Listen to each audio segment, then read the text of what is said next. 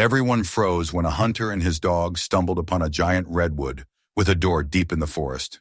He decided to open it, thinking it would be empty inside. But what he saw behind that door left him speechless and changed everything.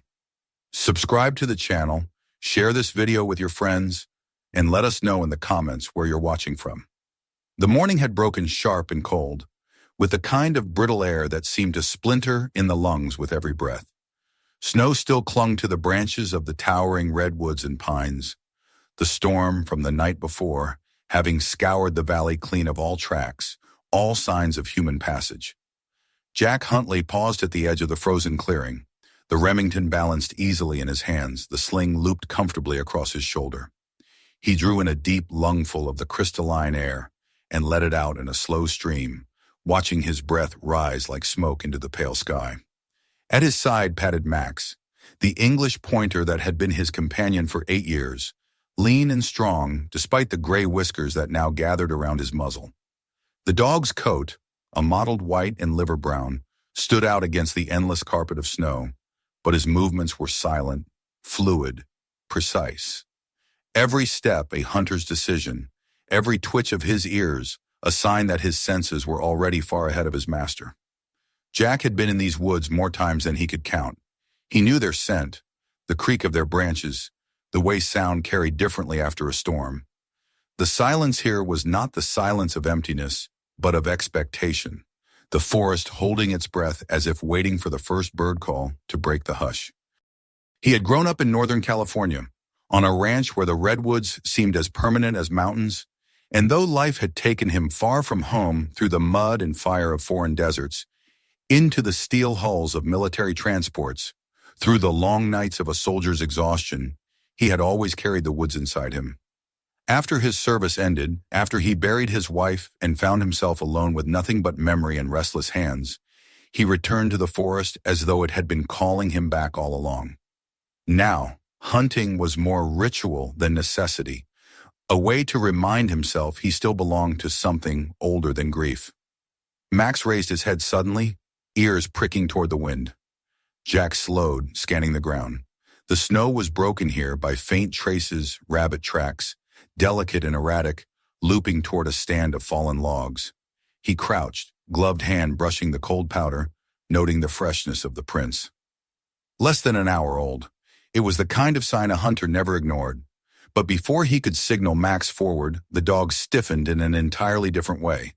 His body went rigid, tail pointed straight, nose locked not toward the tracks, but toward the deeper line of trees to their right. Jack straightened, the familiar tingle of alertness sparking down his spine.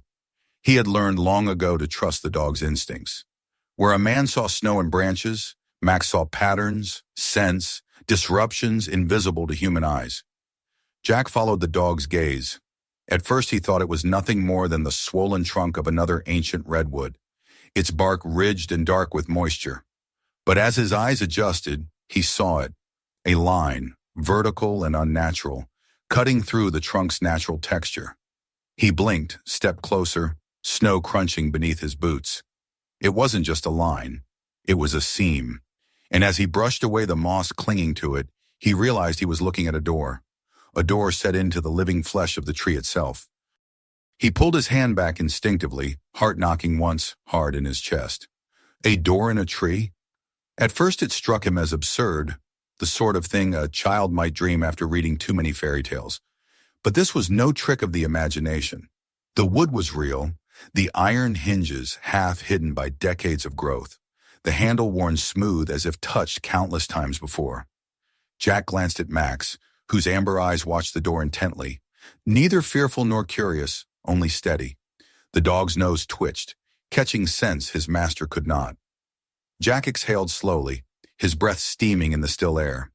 He had not come here looking for mysteries. He had come for the clean solitude of the hunt, for the rhythm of steps through snow and the sharp crack of a rifle echoing against the hills.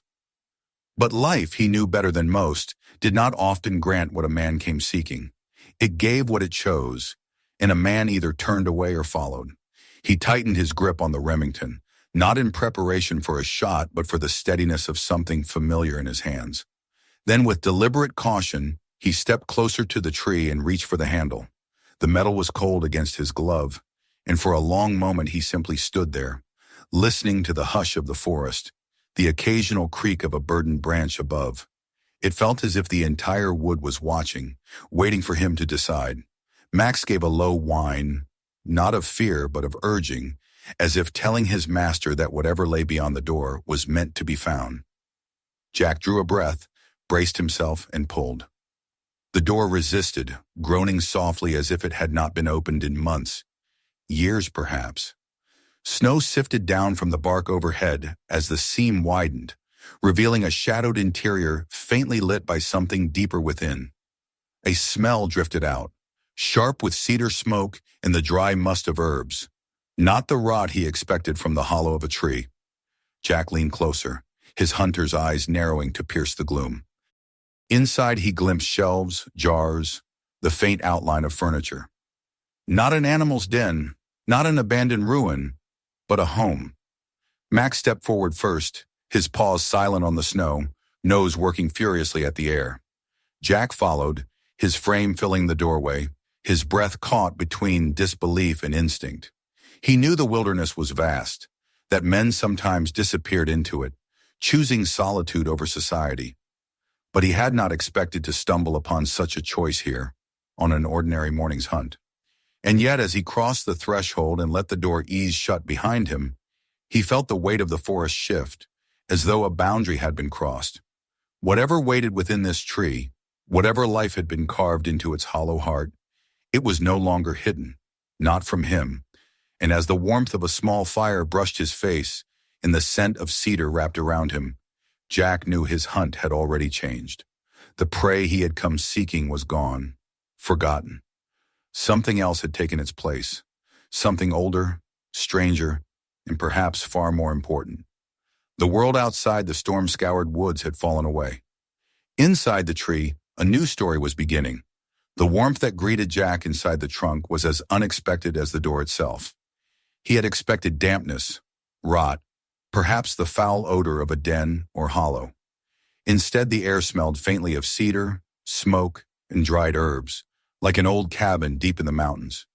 It was dim within, light filtering through narrow cracks hidden in the bark, and the faint orange flicker of a lantern swayed gently from a hook, casting shadows along the curved walls. Max padded in ahead of him, nose twitching, claws ticking softly on the wooden floor. The dog's posture was alert but not alarmed, and that alone told Jack there was no immediate danger. Still, his hand lingered on the strap of his rifle as his eyes adjusted. What he saw was not some crude hollow scraped from a tree's core. This was a living space, carefully crafted and maintained. Shelves, hewn from timber that matched the walls, had been built into the curvature of the trunk, stacked with jars of preserves, bundles of dried roots, and tin containers marked with faded letters. A rough-hewn table stood near the center, its surface worn smooth by decades of use, and beside it a small stove of cast iron with a pipe cleverly angled through a hollow that disappeared into the canopy above. The heat that had brushed his face came from the faint embers glowing inside that stove, the warmth tempered but steady. On one wall hung a set of old tools, a handsaw, a brace drill, hammers polished from long handling. The place spoke not of whimsy, but of work, of purpose. Whoever had made this home had done so with patience and discipline. Jack's first instinct was caution. The forest had its share of hermits and men who wanted to be left alone, and his sudden appearance might not be welcome. He let his voice carry low, steady, the way he once called into unknown rooms overseas when searching abandoned compounds. "Hello?" The sound filled the chamber, muted by the curve of the wood. Max's ears pricked, but the dog did not bark. Instead, he glanced toward a darker recess near the far wall. Jack's gaze followed, and out of the shadow stepped a figure. The old man emerged with the quiet confidence of someone long accustomed to silence. He was tall, though stooped by age, with a wiry frame wrapped in a faded canvas jacket and a thick wool sweater the color of pine needles. His hair, long and silver, was tied back loosely, and a beard the color of snow framed a face weathered by years of wind and work. But it was his eyes that held Jack's attention, pale glacial blue, clear in a way that seemed almost unnatural for a man of his years. Those eyes had watched the forest for decades, and they fixed on Jack now without surprise, only a measured calm. "You found it," the old man said at last, his voice rough but steady, as though unused to speech yet still strong. He leaned lightly on a wooden staff, the head of it smoothed by time and the pressure of his grip. Jack felt Max press close to his leg, but the dog's tail gave a cautious wag, a sign of curiosity rather than threat. Jack inclined his head slightly, the soldier in him recognizing the weight of another man's space. "Didn't mean to intrude," he said quietly. "The door—" His words trailed off, for there was no easy explanation of what he had done. The old man gave a faint smile, one corner of his lips twitching beneath the beard. "The door's been waiting. Few care to look close enough to see it." Jack studied him, the rifle still hanging at his side, though his grip had relaxed. The old man moved closer to the stove, placing a kettle atop it with careful precision, as if the act itself were a ritual.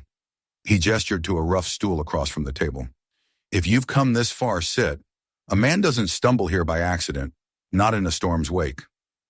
Jack hesitated only a moment before lowering himself onto the stool, Max settling at his boots with a soft huff. The warmth of the room seeped into his bones, and he realized only then how cold he had been outside. As the kettle began to hum, the old man spoke again. "Name's Samuel Turner. Been out here longer than I care to count. Folks in town probably stopped remembering me decades ago." He poured steaming water into a mug, the scent of pine needles and bark rising in herbal tea brewed from the forest itself. He slid the mug across the table, the steam curling between them. Jack wrapped his hands around the cup, more for the heat than the taste, and introduced himself simply. "Jack Huntley." Samuel nodded once, as if committing the name to memory. The conversation did not unfold quickly. It moved the way the forest moved, slow, deliberate, with spaces between words as heavy as the words themselves. Jack explained little of himself, only that he lived nearby, hunted these woods, that the storm had brought him deeper than usual. Samuel offered little more than acknowledgement, though his eyes missed nothing. He asked instead about the dog, and Jack found himself telling the story of how Max had come to him as a pup, the last gift from his late wife before illness took her. Samuel listened silently, his gaze softening in a way that suggested he knew the weight of loss. After a time, Samuel rose and moved toward one of the shelves. He retrieved a jar of dried venison, strips, unsealed it, and tossed a piece toward Max, who caught it with practiced ease. "A good dog," the old man said. "A man's truest ally in these woods." Jack agreed silently, watching his companion gnaw contentedly. The kettle hissed softly, and Samuel refilled his own cup. The air between them grew less taut, though still edged with caution. Jack's eyes wandered across the chamber again. It struck him how carefully everything was arranged, every tool, every jar in its place. This was no haphazard survivalist's den. It was a home, lived in and refined with the patience of years. There were carvings on one wall, marks etched into the grain of the wood. At first Jack thought them decorative, but as he leaned forward, he recognized patterns, rivers, trails, the marks of maps carefully recorded, his brow furrowed. "You've been keeping records?" he asked quietly. Samuel followed his gaze but said nothing, only tapped the side of his mug in a slow rhythm. Jack understood then that the old man's life here was not born only of solitude. It had purpose. The forest was not merely his refuge. It was his responsibility. The fire in the stove crackled softly, filling the pause. Jack found himself leaning back, studying the man across from him. In another life, he thought, Samuel Turner might have been a teacher, a craftsman, perhaps a leader of men. Instead, grief, or choice or both, had led him into the trees, to carve out existence inside a living giant. Yet nothing about him spoke of madness. His manner was too precise, his eyes too clear. This was a man who had chosen his solitude and forged meaning from it. Outside, the storm's remnants groaned through the branches and a cascade of snow slid down the trunk, rattling against the bark like distant thunder. Samuel did not flinch. He simply rose, set aside his mug, and moved to secure a latch on the stove's pipe. His movements were steady, practiced. Jack watched him work, and in that moment he felt the strange certainty that he had stepped into another rhythm of life, one measured not by clocks or calendars, but by seasons and storms. When Samuel returned to the table, he studied Jack with a look that seemed to weigh more than appearances. "You didn't find this place," he said finally. "It found you." Jack almost smiled at the words, but there was no jest in them. He knew better than to laugh. He simply nodded, acknowledging the truth that whatever path had led him here was no longer just his own. Max gave a low sigh, head resting on his paws, as if the dog too understood that the hunt was no longer what it had begun. The silence stretched again, deep and resonant, until Samuel spoke once more. "There's more to see than these walls," he said quietly, "but not tonight. Tonight you rest. Tomorrow, if you're willing, I'll show you why I stayed." Jack felt the weight of the words settle on him like snow falling on pine boughs. He did not know what he would find, but he knew with absolute clarity that he would return. The storm outside rumbled faintly in the distance, a reminder of the world he had left behind at the door. Inside the great tree, however, warmth held, and for the first time in years, Jack felt the stirrings of something other than grief or duty. He felt the first flicker of belonging. Morning arrived in the forest with a hush that seemed older than time itself. The storm had finally broken, leaving the world washed clean, every branch and hollow rimmed in frost, the silence broken only by the faint creak of trees adjusting under the weight of snow. Jack woke slowly, his body stiff from the unfamiliar bed of rough blankets Samuel had spread for him on the wooden floor of the great tree's hollow. Max stirred beside him, the dog's chest rising and falling with steady breaths, his muzzle tucked beneath his paws. The faint smell of wood smoke drifted through the chamber, mingling with the resinous scent of the redwood itself. For a moment Jack lay still, his eyes tracing the curve of the timber walls, listening to the quiet rhythm of the stove and the occasional shuffle of Samuel's movements. It felt like he had awakened not in a room, but in the heart of something living, something that breathed along with them. Samuel was already awake, as Jack had expected. The old man moved with the precision of long habit, adjusting the stove, laying a fresh stick of wood on the embers, pouring hot water into a battered tin mug. His back was straight despite the years, and though his beard and hair were silver white, his hands moved with the steadiness of a man who had never allowed himself the luxury of idleness. He glanced once at Jack, not surprised to find him watching. "Coffee," he said simply, his voice graveled by years of disuse. Jack accepted the steaming mug without a word, feeling the warmth seep into his hands. The bitterness of the drink grounded him, pulling him fully into the moment. For a time, neither man spoke. The silence between them was not awkward, but companionable, as though words were unnecessary in this place. It was Samuel who finally broke it. He lowered himself onto a stool across the table, his blue eyes fixed on the steaming surface of his own cup. "You'll be wanting to know why?" he said at last. "Why a man would choose to bury himself in a tree and let the world forget him." He gave a small, humorless smile. Most who stumble near enough to ask that question don't get the chance. But you're here now, and maybe it's time someone knew. Jack said nothing. He knew better than to prod or demand. Instead, he waited, letting the old man's words come when they would. Samuel nodded as though acknowledging the patience. He leaned back, his gaze shifting toward the carved marks along the wooden wall, the etched lines Jack had noticed the night before. "I was a ranger once," he began. "Forest Service. Spent my life out here, tending trails, watching for fire, keeping the balance between people and the land. I knew every ridge and stream in this valley, every tree older than the country itself. It was a life I believed in." His voice grew quieter, though no less steady. Then came the fire.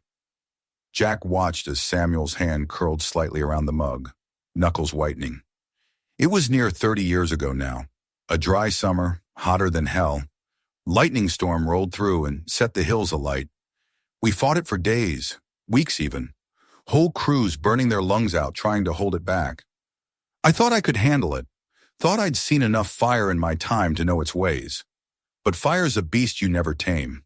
You only beg it not to devour what you love.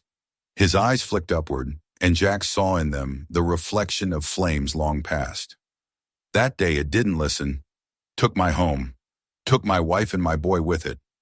I wasn't there to stop it. I was on another line, saving another man's barn, another patch of land. By the time I came back, his voice caught for the briefest moment before he mastered it again. There was nothing left. The silence that followed was heavy, filled only by the faint pop of a coal in the stove. Jack's chest tightened, grief answering grief, though he made no move to interrupt. Samuel's gaze returned to the walls of the tree, to the maps etched in careful lines. After that, there wasn't much reason for me to go back. I tried for a while, worked another season, slept in government housing, ate from cans. But every sound was a memory, every corner a ghost.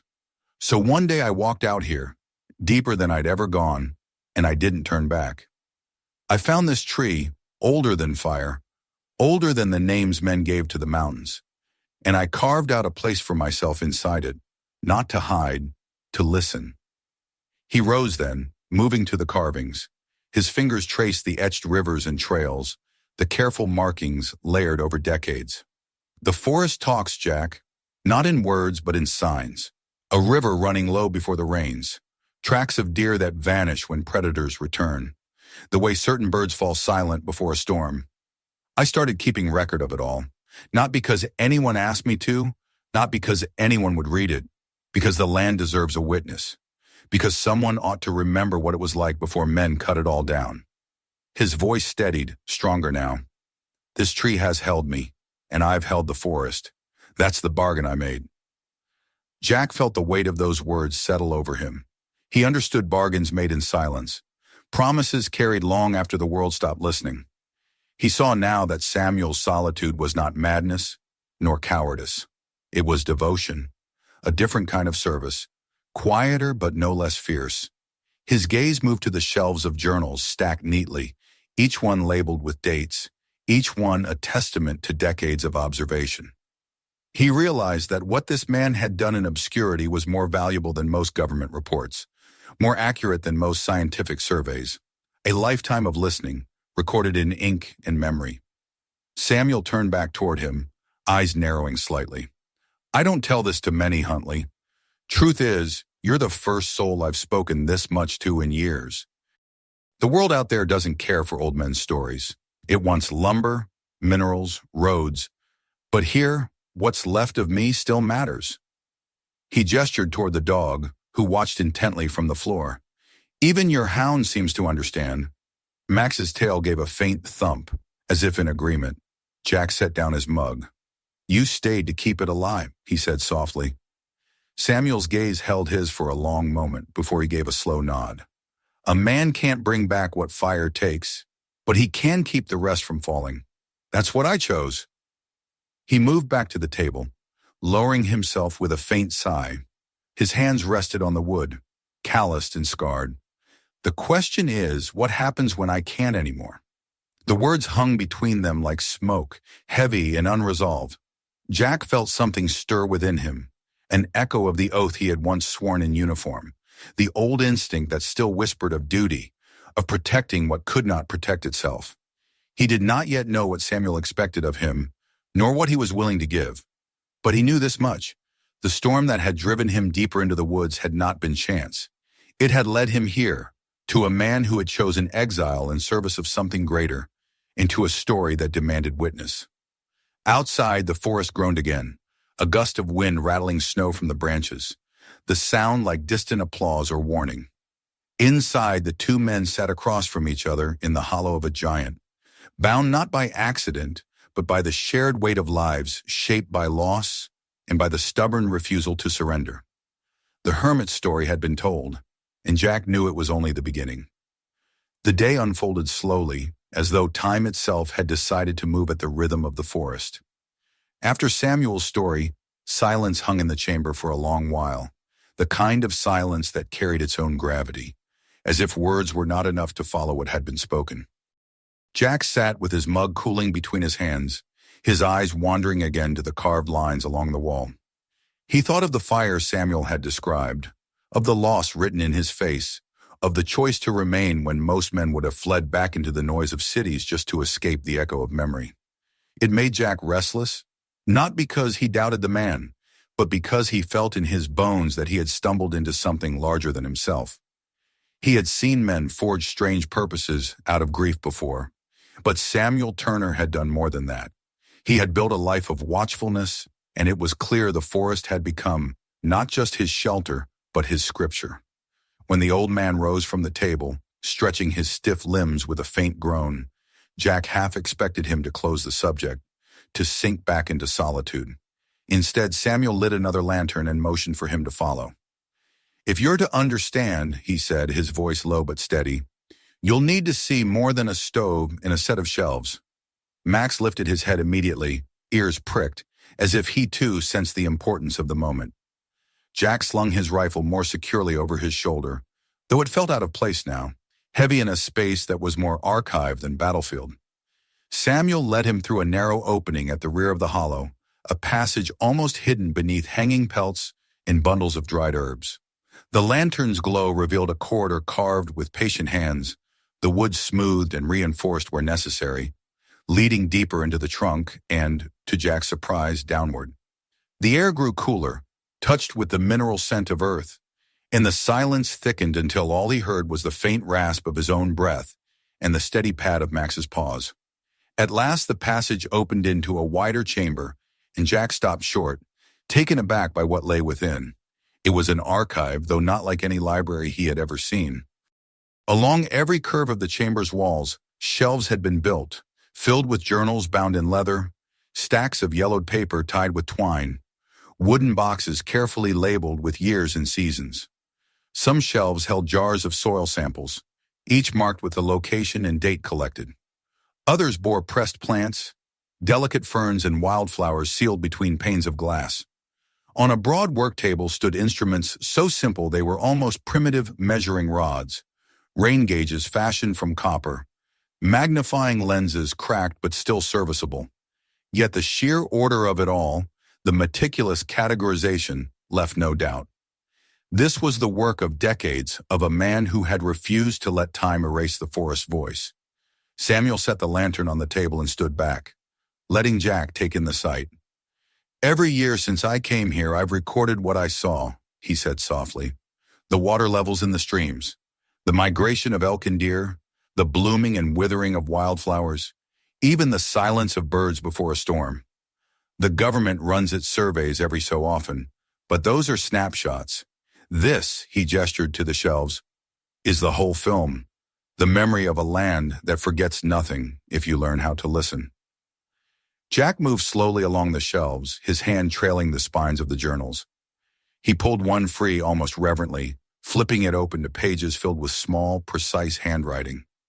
Sketches lined the margins, tracks of wolves, diagrams of root systems, the flow of a stream annotated with arrows and figures. It was both scientific and personal, a blend of data and devotion. He turned another page and saw weather notations, dates carefully matched with rainfall measurements and soil conditions. The ink had faded in places, but the intent remained sharp, alive. He closed the book and slid it back, feeling a kind of awe settle into him. "You've kept all of this to yourself?" Jack asked quietly. Samuel gave a small shrug. "Who would I show? To the agencies, it's eccentricity. To companies, it's an obstacle. To neighbors, well, I don't have any left to ask. And truth is, I wasn't keeping it for them. I was keeping it for the forest, for the day it needed a witness." He paused, eyes narrowing slightly. "Maybe that day's closer than I thought." Jack thought of his own past, of reports filed in sand-choked tents overseas, paperwork that seemed meaningless until the moment a single note about a road or a village saved lives. He recognized the weight of record-keeping, the stubborn insistence on detail. But here, instead of tactical advantage, it was preservation, a bulwark against the slow erosion of memory. He felt the soldier's respect rise in him, unbidden, for the sheer endurance such a task required. Samuel moved to another section of the wall and pulled free a large leather-bound book. He laid it on the table, opening to a map that stretched across 2 pages. The valley was etched there in careful lines, rivers branching like veins, hills marked with shaded ridges. Small notes filled the margins, recording fluctuations in flow, the appearance of beaver dams, landslides after storms. Samuel tapped a line that wound from the high ridge down to the flatlands. "This stream feeds 3 farms in the valley," he said. "Sullivan's Place, Avery's, and McHenry's pasture. They don't know it, but every harvest they pull from that soil depends on what flows through here. And here," he tapped again, this time lower, where the line branched into wetlands. "This corridor is where foxes and elk move every spring. Break this line, and the whole chain falls apart." Jack leaned over the map, tracing the lines with his eyes. He could almost see the living system in his mind, the way one disruption could ripple through everything else. He had fought wars where roads and bridges were the arteries of survival. Here it was streams and roots. Different battlefield, same fragile interdependence. He straightened, his gaze moving to Samuel. "This is more than memory. This is evidence. Proof of what the land needs." Samuel's mouth tightened. "Evidence means little to men who see only profit. They'll strip a ridge bare for timber, sink drills for minerals, poison streams for a seam of metal. I've seen it before, Jack, and once they begin, no map will stop them." His voice was bitter, but beneath it lay sorrow, the resignation of someone who had fought too long alone. Jack felt Max press against his leg, the dog's warmth grounding him. He knew Samuel's words were true, but he also knew something else. Records could matter, if placed in the right hands, if guarded long enough to reach those willing to act. Samuel's solitude had preserved the knowledge, but perhaps that same solitude had hidden it too well. As though sensing his thoughts, Samuel closed the journal with a soft thud. "Maybe it's time I admit I can't hold it forever. These hands are slower. My eyes don't catch what they once did. But until now, there's been no one to pass it to." His pale gaze fixed on Jack, searching, weighing. "Then you walk through that door." Jack shifted under the scrutiny. He had not come here for purpose. He had come to hunt, to escape the restless silence of his own cabin. Yet he could not deny the pull of what he saw. The archive was more than one man's obsession. It was a lifeline, a defense against the blind hunger of those who would take without thought. And whether by fate or chance, he was here now, standing in the heart of a tree with a choice laid quietly before him.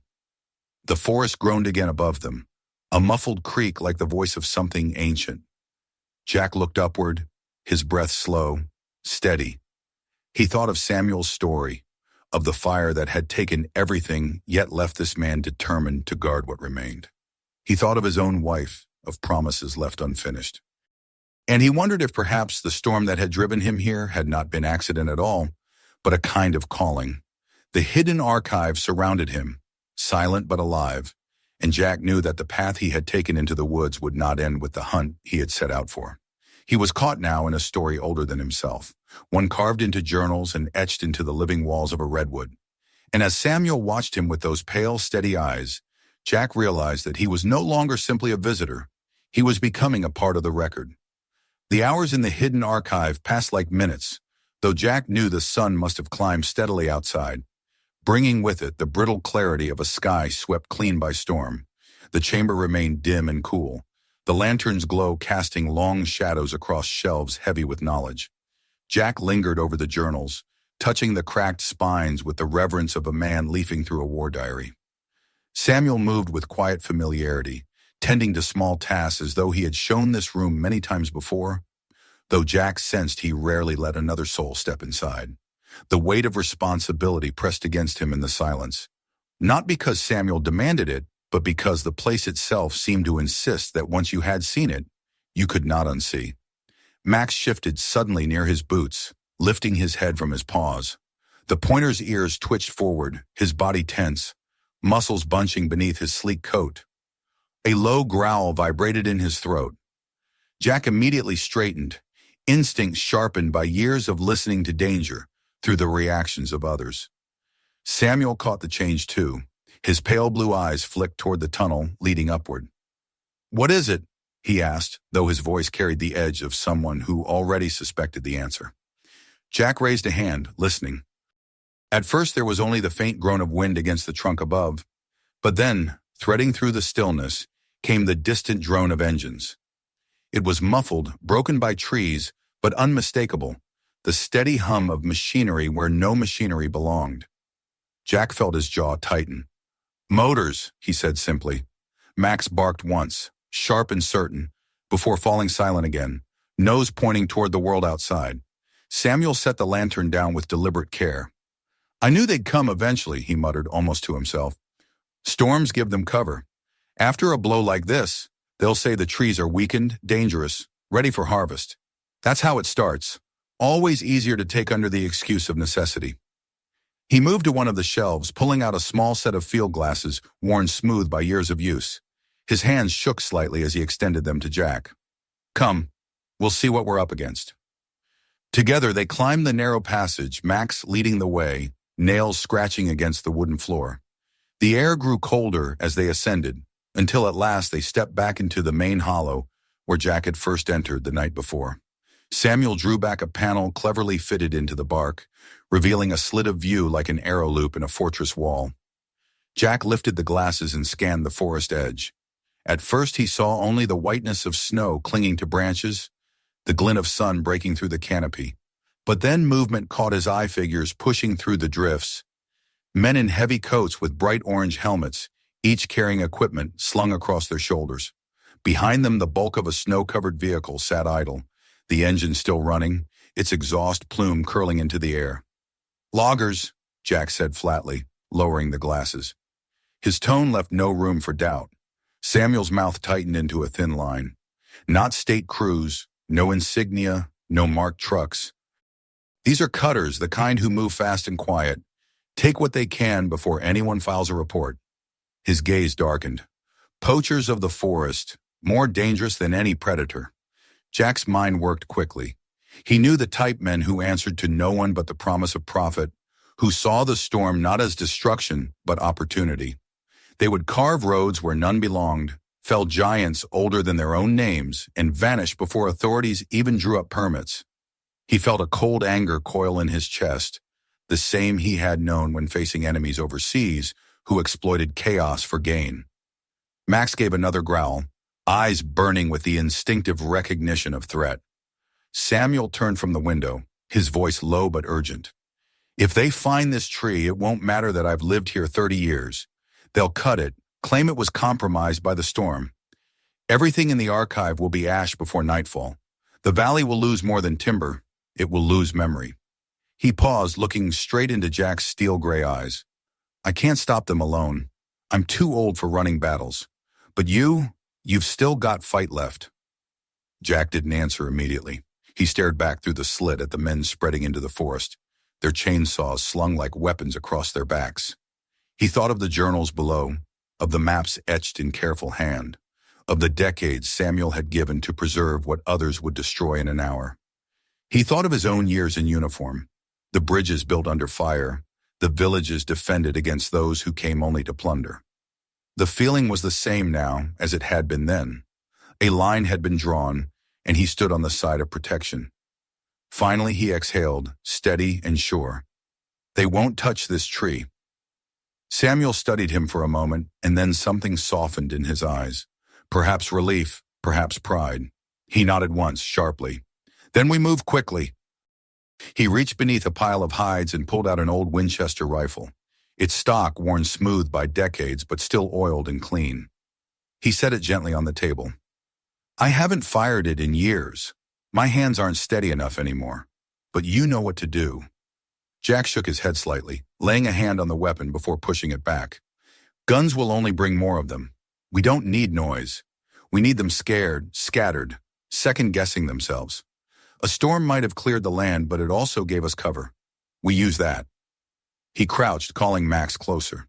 The dog pressed against him, eyes bright, waiting. Jack scratched behind his ears. "We'll move silent. Cut them off before they set up.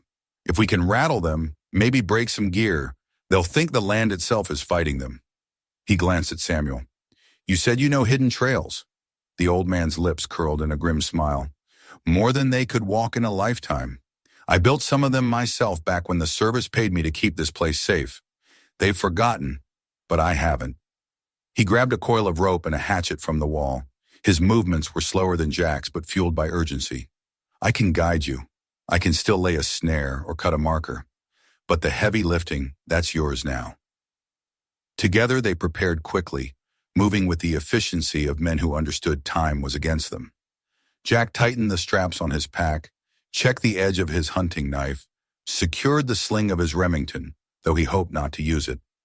Samuel handed him a small pouch of tools, rusted nails, bits of wire, things that looked harmless until set in the right place to disable an engine or bind a saw.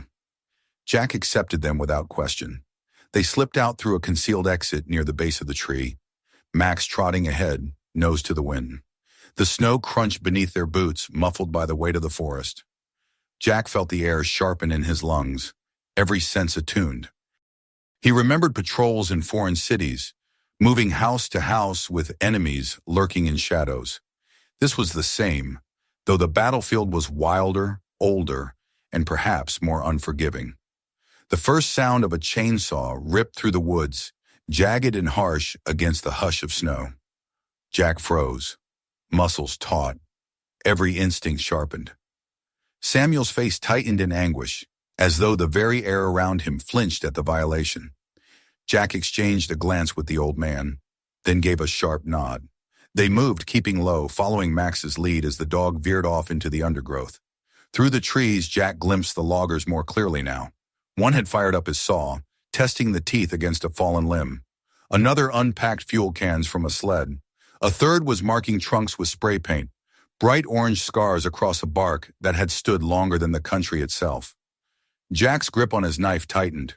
He forced himself to breathe slowly, to think tactically. This wasn't about a single fight. This was about making them believe the forest would resist. Max slipped forward, his body low, until he vanished into the shadows. Jack watched him circle behind the men, unseen. He turned to Samuel, who pointed silently toward a ridge where a narrow game trail climbed steeply. Jack understood at once. From there, they could send snow crashing down, spooking the loggers into retreat. They moved quickly, every step measured, the years falling away from Samuel as he guided them along hidden paths. As they reached the ridge, Jack positioned himself above the clearing. He studied the slope, noting where snow hung loose, held by only a tangle of branches. He signaled to Samuel, who cut a rope hidden among the undergrowth, a snare from years past, still functional. The shift was subtle but enough. The snowpack groaned, slid, and then with a crack like thunder, it avalanched down the slope. The loggers shouted in alarm, diving back as white powder surged around them, bearing their equipment, knocking a fuel can sideways into the drifts. The chainsaw sputtered, drowned in snow. Max burst from the trees at that moment, barking furiously, teeth bared, darting in close before vanishing again into cover. To men who did not know the forest, it must have seemed as if the land itself had risen against them. Jack watched from above, his breath steady, heart pounding. He saw hesitation ripple through their ranks. One shouted angrily, another gestured toward the buried equipment, but their bravado was cracked. Already they were looking over their shoulders, uneasy, calculating if the profit was worth the risk. Jack leaned close to Samuel, voice barely above a whisper. "They'll leave for now, but they'll be back." Samuel's gaze was fixed on the men below, his jaw set. "Then next time we'll be ready. They've drawn their line, and so have we." As the loggers gathered their things and stumbled back toward their vehicle, Jack felt Max press against his leg, his amber eyes fierce and loyal. The forest was not safe yet, but for this day the great tree still stood, its heart hidden, its memory intact. And Jack knew, with a certainty that was almost grim, that he had crossed from witness into defender. The first threat had come, and it would not be the last. The snow had settled again, smoothing the scars of the avalanche into a white hush that looked almost untouched. From the ridge, Jack and Samuel watched the intruders retreat, their orange helmets bobbing as they trudged back to their idling vehicle. They cursed loudly, their shouts jagged with frustration and unease, but there was no mistaking the fear that lingered in their gestures. Men like that lived on certainty, on the assurance that machines and chains could conquer any wilderness.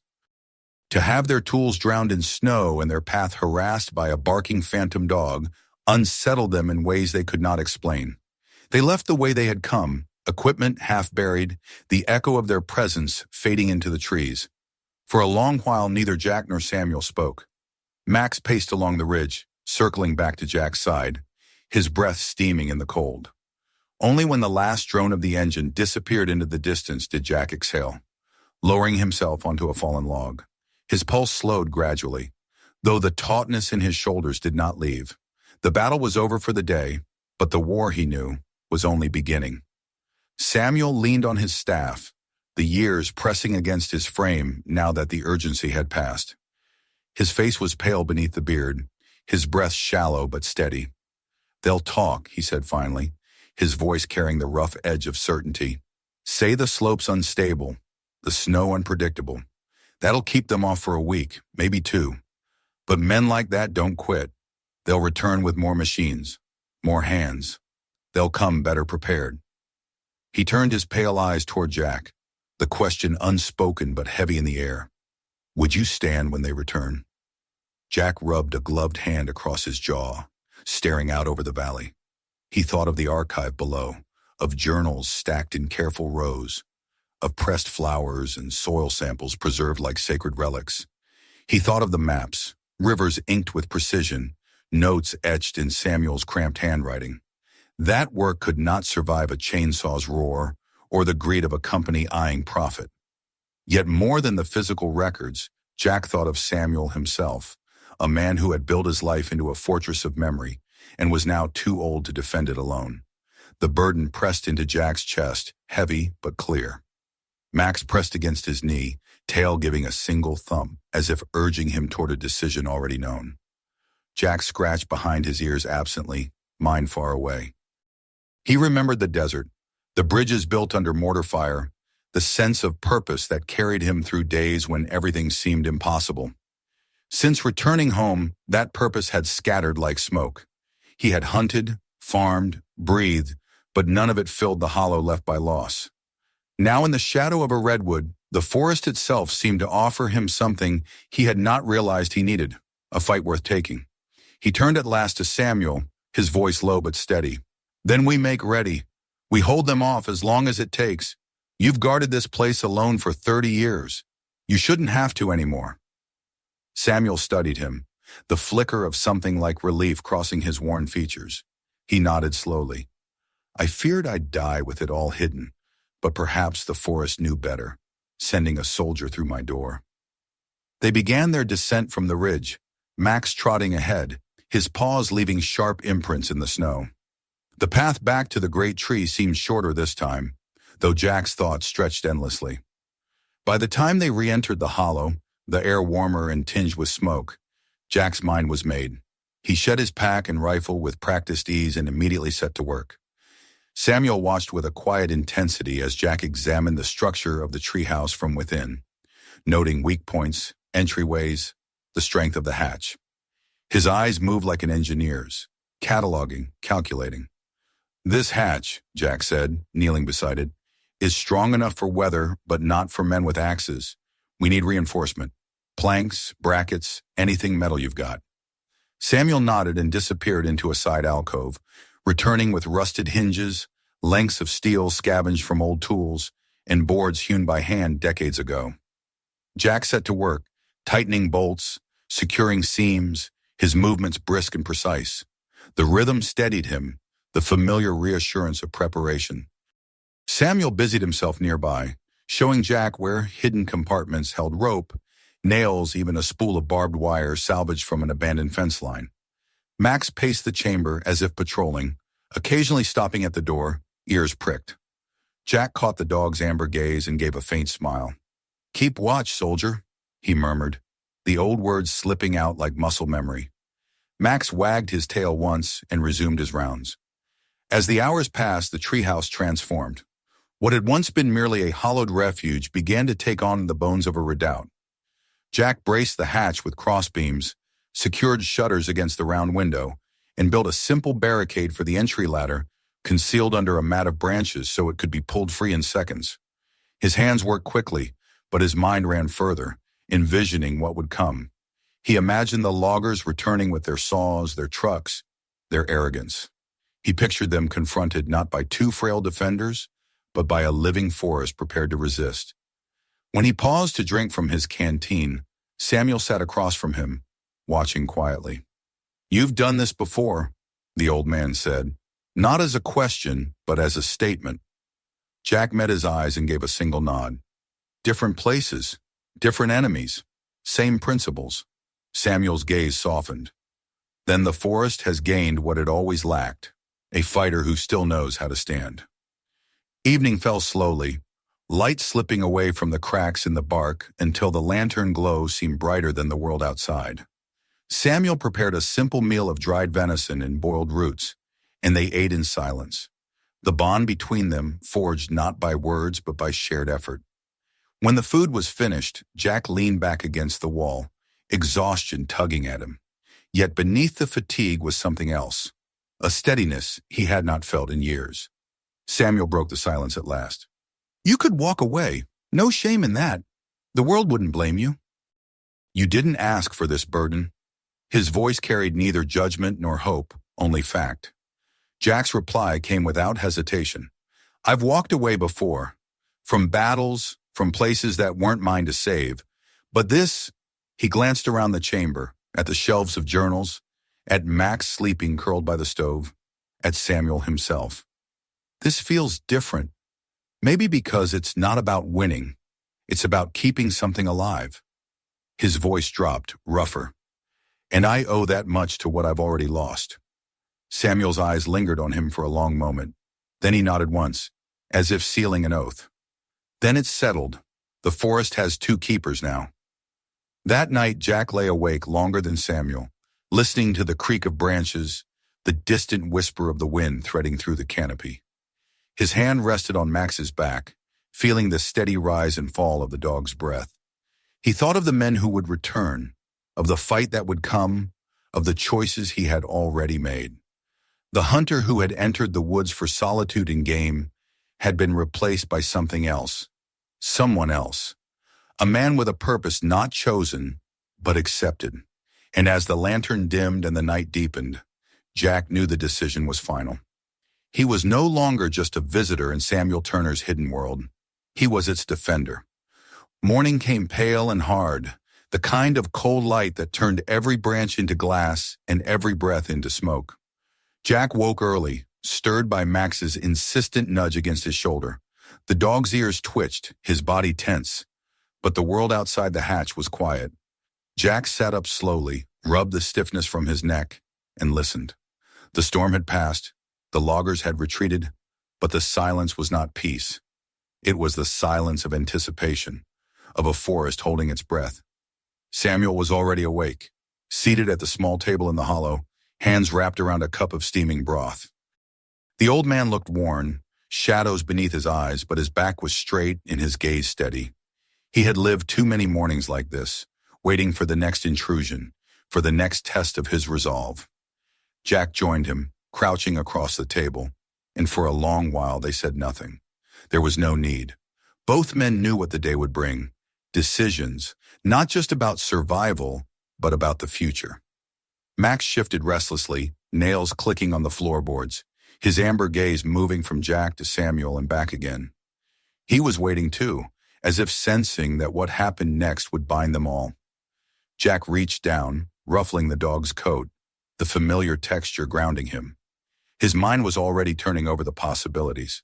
The loggers would return, perhaps with more men, more machines, and this time no storm would cover their approach. The defenses he and Samuel had built could hold for a while, but eventually the weight of greed would break through. Steel and fuel always pressed harder than wood in silence, unless something more permanent stood in their way. Samuel seemed to follow his thoughts, his voice rough when he finally spoke.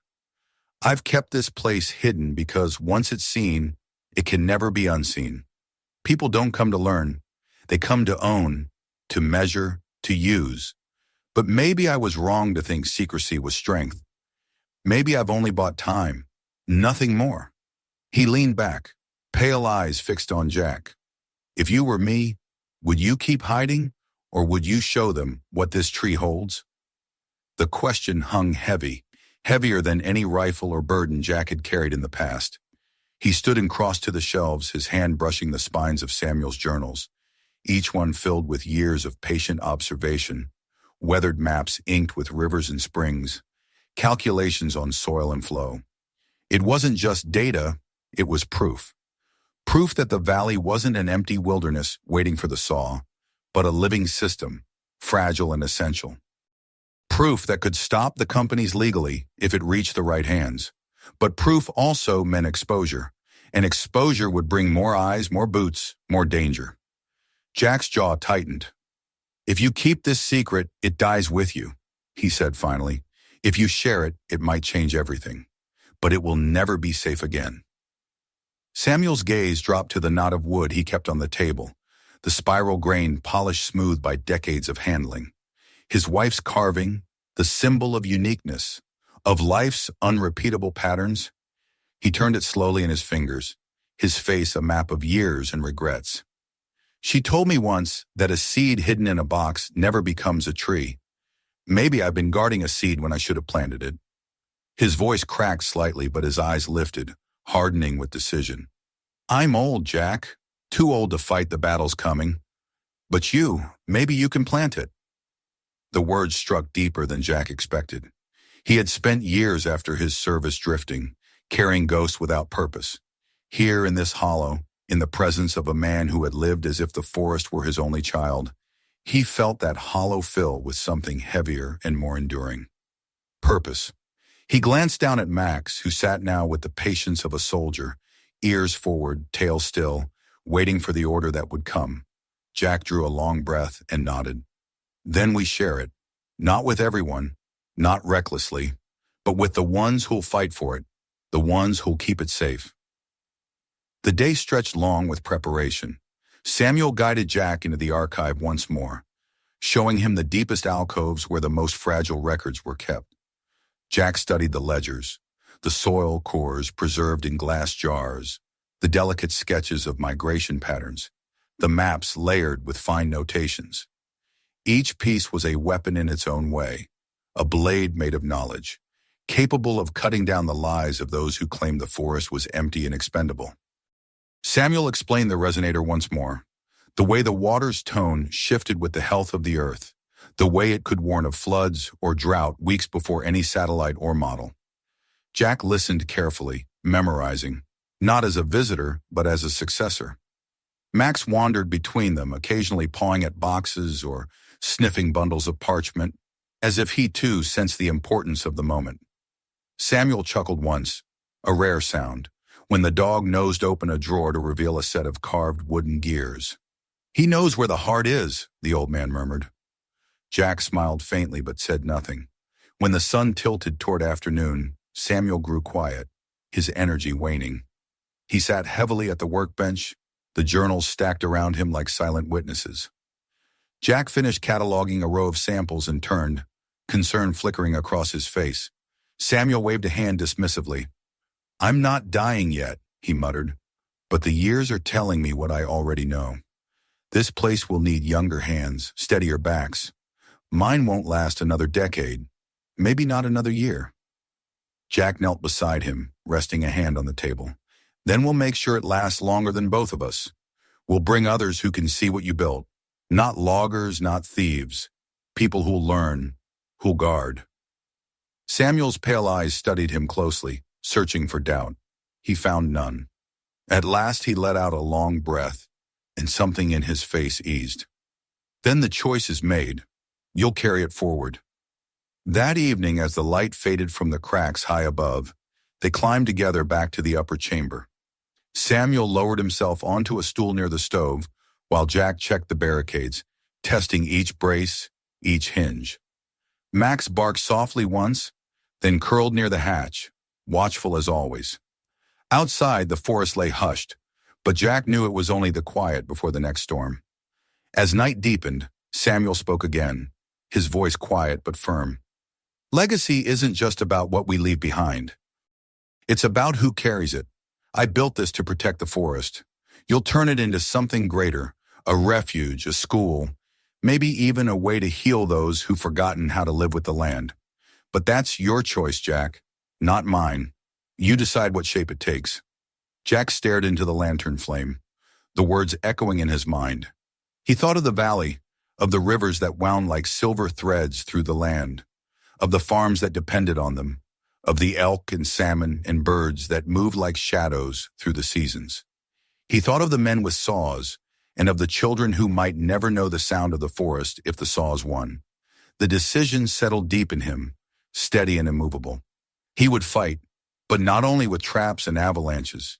He would fight with knowledge, with preservation, with people brought here not to take but to learn.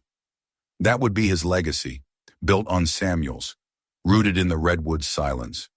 When at last they lay down to rest, Max stretched between them, his body warm against the chill. Jack's hand rested on the dog's flank, Samuel's hand still clutching the spiral of wood. In the stillness beneath the redwood, with the hum of the earth vibrating faintly through the roots, Jack felt something he had not felt in years. Not just purpose, not just resolve, hope. The forest would not be abandoned. The secret would not die. And though danger would return, louder and heavier, they would be ready, not just two men and a dog, but something greater, something that would endure long after their names were forgotten. The choice had been made. The legacy had begun. If this story moved you, don't stop here. Hit subscribe right now so you never miss the next powerful story we bring to life. Want more? Check out the next video waiting for you.